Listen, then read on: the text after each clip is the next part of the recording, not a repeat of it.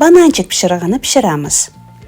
Mana bu yerda kerakli bo'lgan hamma mahsulotlarni ko'rishingiz mumkin. Men ko'pchilikka pishirdim, shuning uchun 3 porsiya qildim. Videoning tagida bir porsiyaga qancha masalliq kerakligini yozaman. Mana bu masalliq xamirimiz uchun. Bu yerda esa nachinka uchun masalliqni ko'rishingiz mumkin. Bular bilan esa pishib chiqqan bananchiklarni bezatamiz. Turkiyada varyoniy zgushonka topganim juda ham zo'r bo'ldi, xursand bo'lib ketdim. Xamir qilishni boshlaymiz. Sovuq sariyog' yoki margarinni cho'rkadan chiqarib olamiz.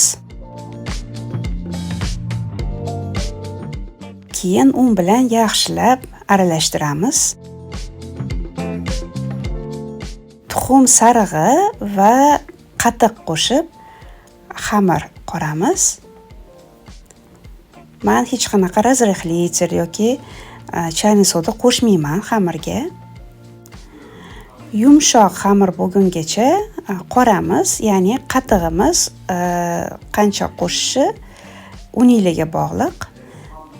Qo'lga yopishmaydigan yumshoq xamir bo'ladi va tindirishga olib qo'yamiz. Tingan xamirni bir xilda yong'oqdek zuvolachalarga bo'lib olamiz. Va yana tindirib qo'yamiz birozga. Men nima uchun bunchalik ko'p bananchik pishirdim? Akdeniz universitetida o'qiydigan o'zbek talabalar bayramda, hayit bayramida piknik qilishdi va bizni ham taklif qilishdi. Shu piknikka pishirib bordim. 80 tacha odam bo'ladi deyishganiga, mana shu 3 porsiya bananchik pishirib bordim. Xamirimiz tingungacha endi ichidagi nachinkasini qilamiz. Tuxum oqi bilan oz-ozdan shakar qo'shib mikserda yaxshilab ko'pirtirib olamiz. Oppoqini qattiq ko'pik bo'lishi kerak. Endi xamirlarimizni ochishni boshlaymiz. Xamirni unlab chetlarini ingichkaroq qilib yoyamiz va har bir xamir ustiga oz-ozdan nachinkamizdan qo'yib chiqamiz. Bu yerda ehtiyot bo'lish kerak. Juda ko'p qo'yilsa pishayotgan paytda yorilib ketishi mumkin. Endi ustiga maydalangan yong'oq va mayizlardan qo'yib chiqamiz teng miqdorda.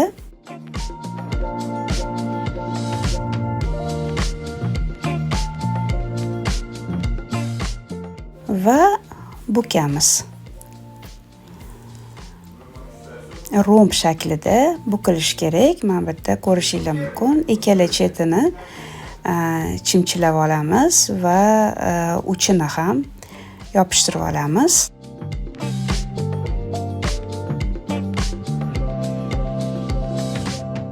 Mana bu yerda yana ham yaqinroqda qanaqa tugilishini ko'rsanglar bo'ladi.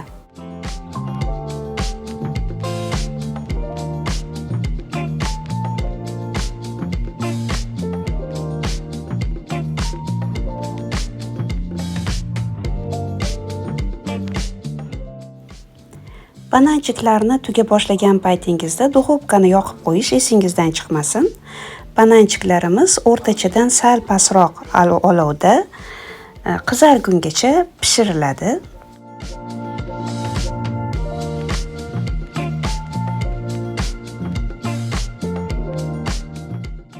Endi bananchiklarimizni bezatishni boshlaymiz.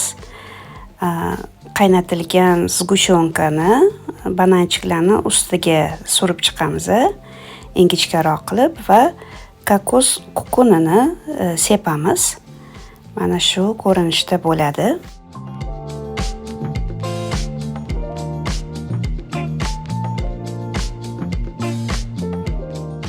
Juda barakali, mana shunaqa ichi g'ovak, mazali pishirig'imiz tayyor bo'ldi. Siz ham pishirib ko'ring va qanday chiqqanini kommentariylarga yozib qoling.